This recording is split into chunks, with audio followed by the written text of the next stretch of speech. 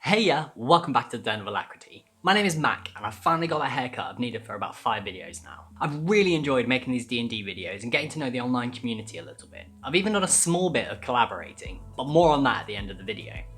Today, I want to talk to you about roleplay. When I was first getting ready to make this series, I asked a bunch of friends and even did some Instagram and Twitter polls to find out what people found scary about TTRPGs before they started playing.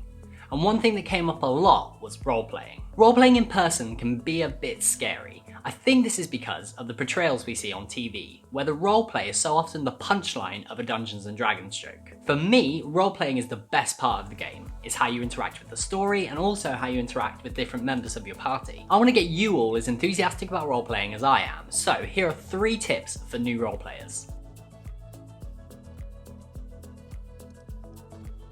A lot of new players shrivel at the thought of putting on a funny voice for their character, but in my opinion you should absolutely choose a character voice. When you're sat at the gaming table, you need a way of differentiating when you're talking as a player and when you're talking as your character.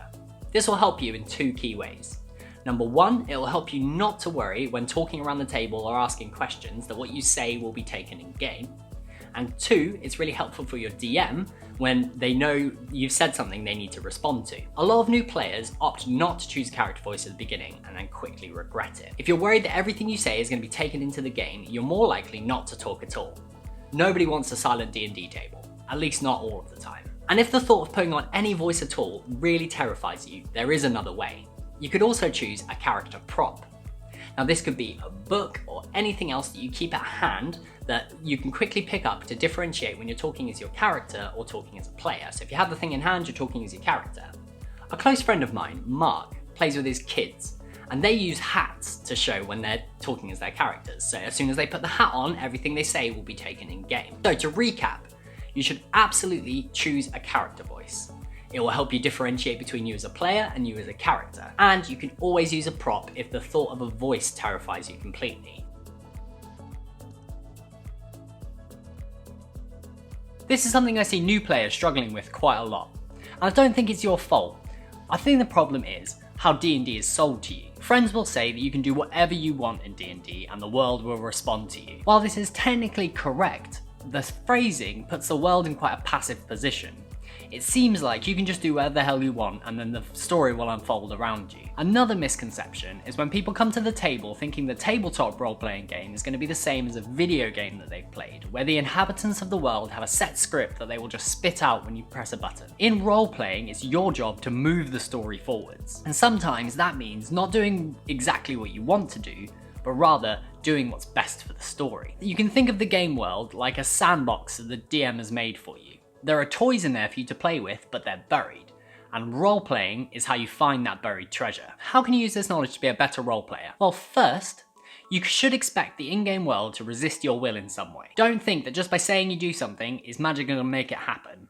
You're going to have to work for it, and sometimes this means role-playing and impressing the DM. Secondly, start with story first and then abilities. When you're planning, be realistic, and when playing, be believable. If something wouldn't fly out here, then it probably won't work in game either.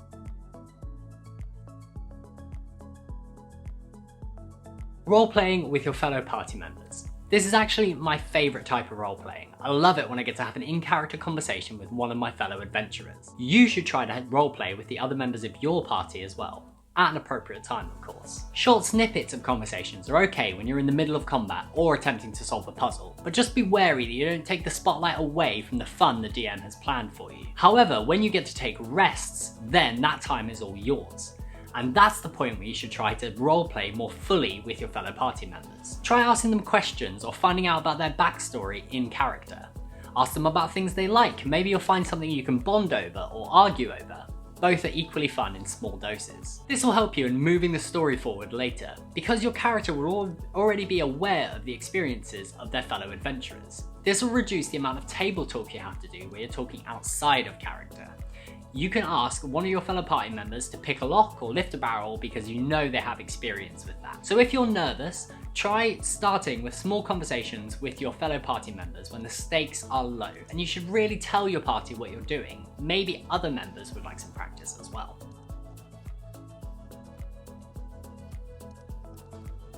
That was 3 quick tips for role players. Now you might have noticed this video is in a slightly shorter format than my usual videos, and I'd like to hear from you. What do you think about that? Let me know in the comments. Now, I said at the top of the video that I've been doing a little bit of collaborating. I made a friend on Twitter and they run an account called D&Dingbats, and they've just launched a brand new website. Yours truly is going to be doing some guest blogs over there. It really is a great account and they're building a really cool community for new D&D players to get into the game. So you should definitely go give the account a follow and check the website out. All the links are in the description down below. Next time, I'm going to be doing my last video in this D&D series. For now, I'm going to be looking at combat. This should be the last piece of the puzzle that get you prepared to be competent adventurers. If you're new here or a returning viewer who hasn't subscribed yet, on this channel I like to share my hobbies, discuss tactics to help you learn online, and generally help you make the most out of your free time. If that sounds like something you would be into, why don't you tap that subscribe button and leave a comment down below. I'll be hanging out there after the video is out. Anyway, until next time, my beautiful coalition of internet cheaters, get ready for adventure.